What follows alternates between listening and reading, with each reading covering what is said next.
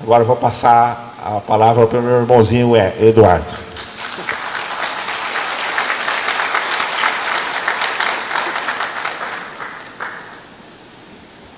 Bom, muito obrigado.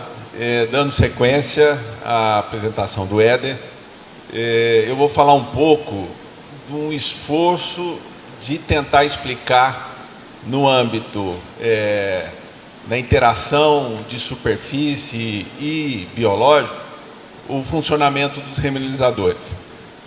O que está aqui ainda não é pesquisa demonstrada, apesar da maior parte da informação que tiver aqui, ela vem de trabalhos científicos.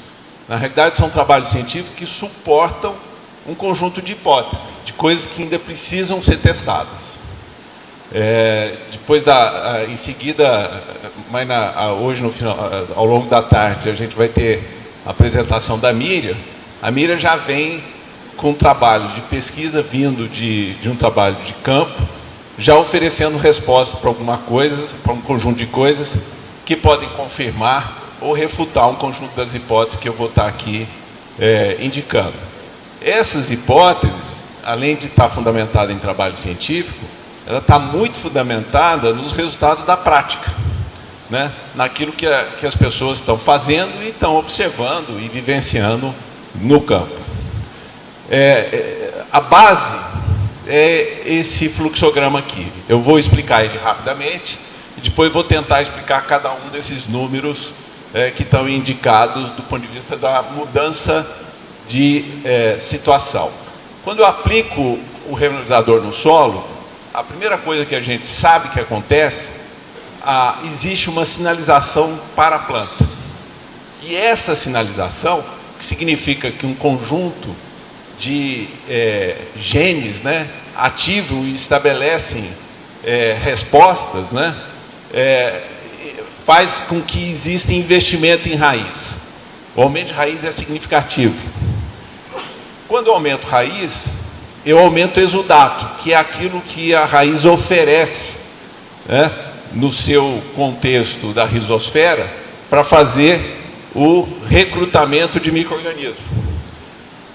Além de fazer esse recrutamento de micro-organismos, o fato de eu estar oferecendo materiais que são ácidos, tanto da raiz quanto dos micro-organismos, aumenta o intemperismo do remineralizador que eu coloquei lá. Esse intemperismo gera novas formas minerais, faz com que o mineral saia de um estágio e vá para outro. Quando essa mudança ocorre, eu tenho disponibilização de nutrientes, porque o nutriente está lá no mineral, é a ação biológica da raiz e a ação biológica dos micro-organismos que faz com que esse nutriente seja disponibilizado. Esse nutriente pode alimentar os micro-organismos, como alimenta as plantas, né? E eu tenho um processo que é aumento de oferta de carbono no solo. Esses carbonos, uma parte deles, consegue aderir e se estabilizar numa interação mineral. Um conjunto de moléculas de carbono consegue estabelecer uma cobertura, uma atração no âmbito dos minerais, e isso estabelece um processo de estabilização de carbono no solo e formar algo que é microagregado. E a base do microagregado é a base da vida no solo. Essa é a lógica, essas são as hipóteses que a gente está levantando para poder explicar por que o remineralizador funciona. Agora vamos tentar explicar cada um daqueles passos, né? Aqui é uma tentativa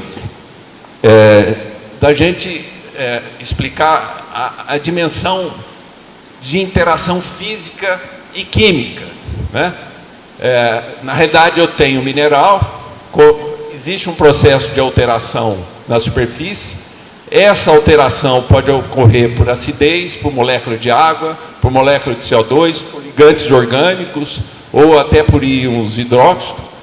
E essa superfície vai se manter em equilíbrio e ela vai se alterando e mudando, e no final desse processo de alteração, eu posso ter um decaimento, ou seja, aquele mineral sofre uma mudança, esse decaimento vai gerar um mineral alterado, e vão existir um conjunto de coisas que são disponibilizadas nesse processo. Isso aqui é como se fosse um modelo básico para explicar a dimensão do ponto de vista físico-químico, né? E essa é uma interação que acaba acontecendo e a gente, inclusive, está propondo esse modelo para estabelecer formas de fazer verificação de evolução. Existem já algumas aplicações que precisam avançar nesse sentido. Mas ocorre uma outra coisa também, que é a resposta dos micro-organismos. Esse trabalho aqui é muito interessante, porque é o seguinte: o indivíduo pegou um vaso, plantou uma grama, e dentro desse vaso ele colocou bolsinhas, onde os diferentes minerais estavam fechados nessas bolsas, muito finas. E ele deixou a planta crescer, foi nas bolsinhas e dizer que micro-organismos tem em cada bolsinha de diferentes minerais. E o que ele descobriu, né? Quando ele faz a interpretação dos dados, coloca em 3 dimensões, ele começa a ver que existe uma separação dos micro-organismos associados aos diferentes minerais. Por exemplo, né, aqui estão a ferridrita, isso aqui é para bactéria, isso aqui é para fungo. Então você consegue perceber que os micro-organismos têm afinidades distintas pelos minerais.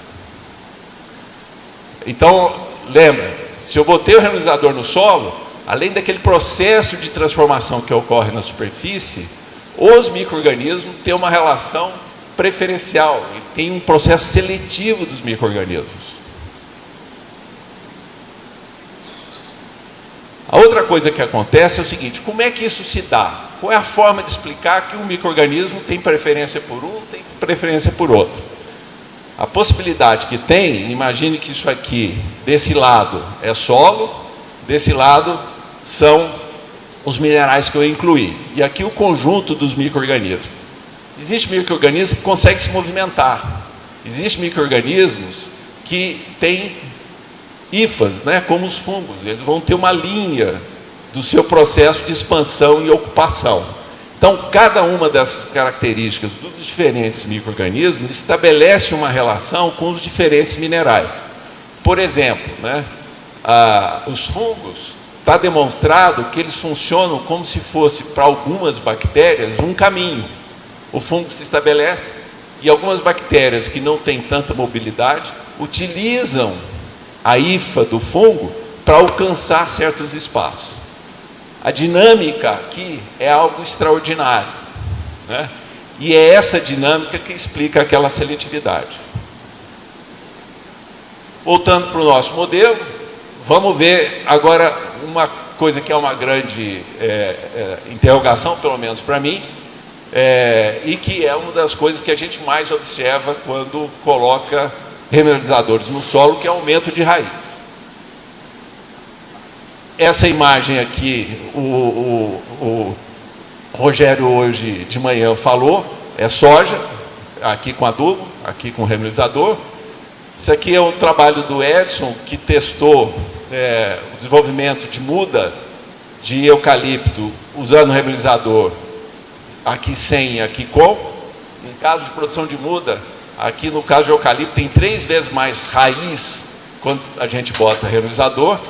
Isso aqui é uma imagem, se não me engano, do bisão, que é a resposta que o remineralizador dá para gramas, para gramíneas, para material de pasto, para criar. Então aumenta muito, e aumenta sempre. Uma das hipóteses para explicar não é pelo que eu estou colocando, mas é pelo que eu estou deixando de colocar, que é algo que a gente sempre tem que pensar. Ah, eu estou botando isso, está respondendo. Não, o que eu estou deixando de colocar que está estabelecendo uma resposta? E a resposta aqui pode ter a ver com relação a fósforo. Quando não tem fósforo, essas plantas que evoluíram e são habilitadas a buscar nutrientes, investem em raiz, vão atrás. Agora, existe uma outra possibilidade. Existe uma possibilidade que aquela interação biológica daqueles micro-organismos, como foram indicados, estabeleçam sinais para que haja crescimento das raízes. Ou podem ser as duas coisas juntas, ou podem ser a junção e a dinâmica dessas duas coisas. Aqui há um conjunto de oportunidades de pesquisa básica que são fundamentais para poder explicar o funcionamento dos remelinizadores.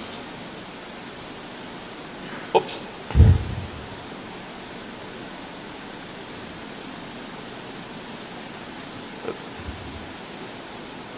Se aumenta a raiz, aumenta o exudato. E o que significa isso? Aqui é uma imagem que mostra o orçamento de carbono e nitrogênio na soja.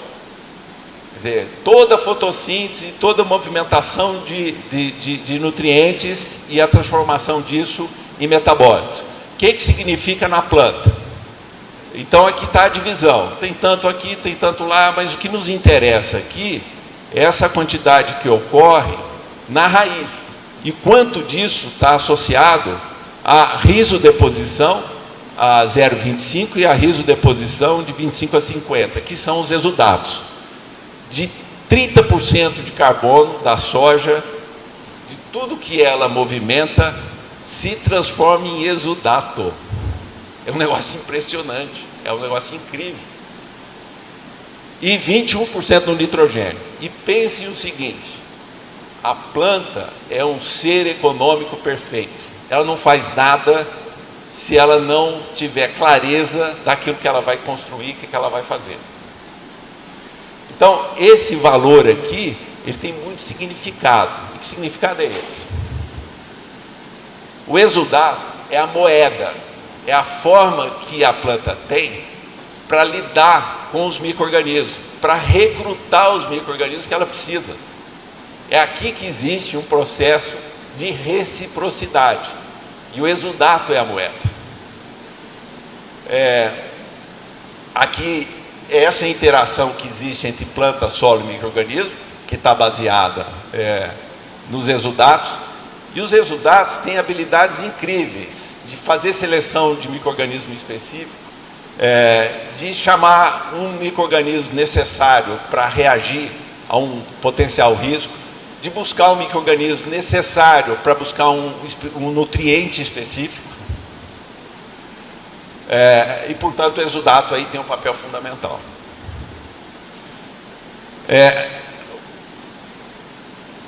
No âmbito das raízes, né, e com base nos exudatos, acontece uma série de processos, né? É o processo de nitrogênio, é o processo de busca de fósforo, é uma reação através de moléculas para evitar pragas e etc. E aqui tem um negócio muito interessante, porque muitos desses compostos são voláteis e são extremamente eficientes para fazer funcionar a vida no âmbito das raízes das plantas.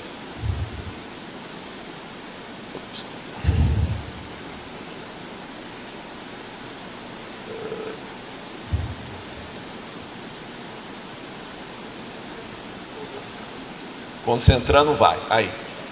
A outra coisa que acontece, vocês lembram que os exudatos e a atividade dos micro-organismos iam gerar intemperismo. Mas o que é esse intemperismo? Aqui um exemplo é basalto interagindo com raiz. Aqui nessa primeira imagem aqui é um basalto, na realidade é uma biotita especificamente, que está aqui inteira, tá? E as outras imagens é a interação de micro-organismos com essa biotita. Percebam que os micro-organismos entram nas placas da biotita, alteram essas placas, mudam. É isso que faz com que haja o seu processo de intemperização.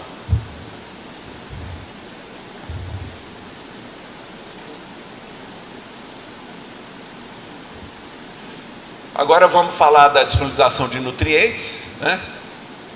Sempre fala, não, pó de rocha, é demorado, esses caras são loucos, esse negócio de pó de rocha liberar nutriente, não sei o quê.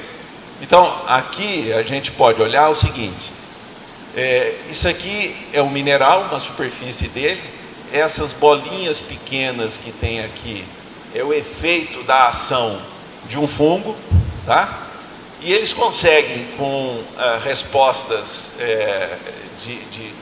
de frequência, medir os nutrientes que diminuem ou aumentam nessa superfície. E aqui é um pouco o gráfico disso. Aqui eu tenho um mineral íntegro, sem mudança nenhuma. Aqui com um pouco de mudança. Aqui bastante alterado, erodido por causa da atuação do fungo.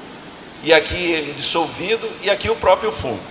Então, o que a gente consegue perceber nessa flogopita aqui, que é o exemplo que está aqui nesse trabalho, é que esses níveis de intervenção que foram medidos estabelecem alterações em magnésio, alumínio, silício, potássio e ferro de uma forma significativa.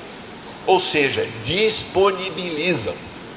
E aqui está demonstrado que é a ação dos micro-organismos, dentre outras, que estabelece esse processo de disponibilização do nutriente, e isso se dá em velocidades que podem estar associadas a um ciclo de uma cultura, como nesse caso aqui, eficiência de rocha potássica para soja, comparando com KCl e fazendo a conta em função de eficiência agronômica. E a gente pode perceber que para algumas rochas eu tenho eficiências agronômicas, seja com 150 ou 300 quilos, comparável ao KCl. Portanto, não só disponibiliza, como é rápido e consegue atender ciclos de curto prazo.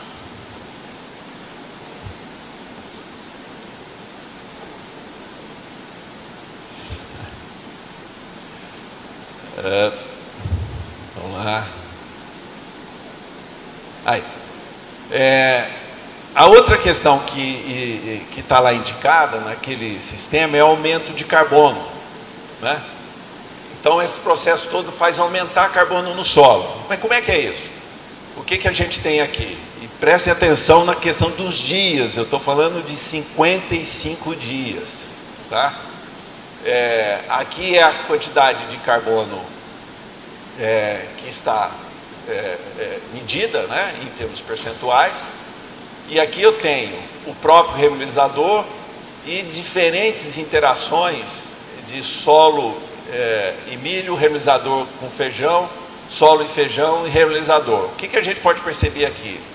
Que o milho com remobilizador conseguiu estabelecer níveis muito significativos de acúmulo de carbono, da mesma forma que eu tenho, não tão significativo, um pouco menos, entre milho e remobilizador, o que mostra que ao longo do tempo,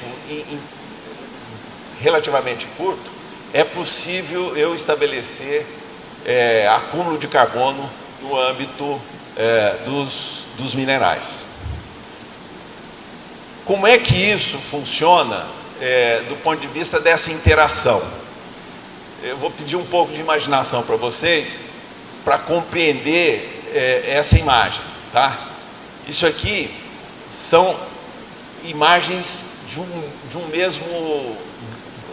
É um conjunto de grãos, no nível nanométrico, e é a mesma imagem. Essa imagem é dos mesmos grãos que essa, que essa, que essa. Só que esse material, o que ele fez?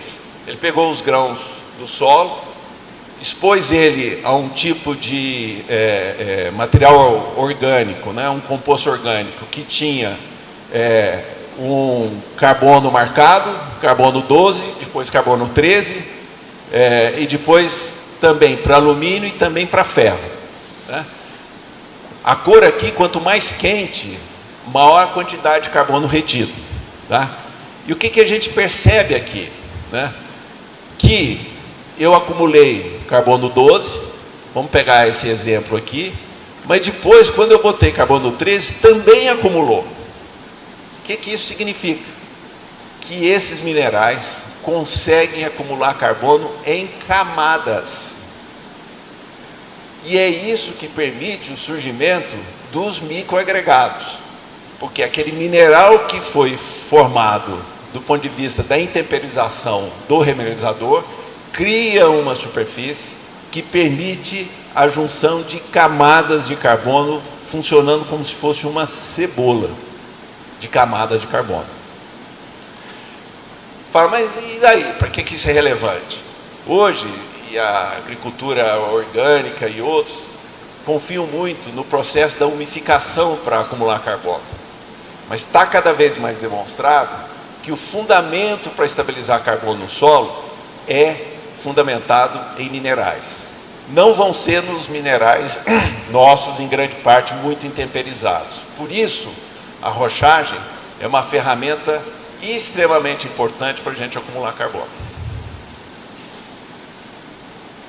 Ops, é a última. Não. Só a última lá que é um resumo.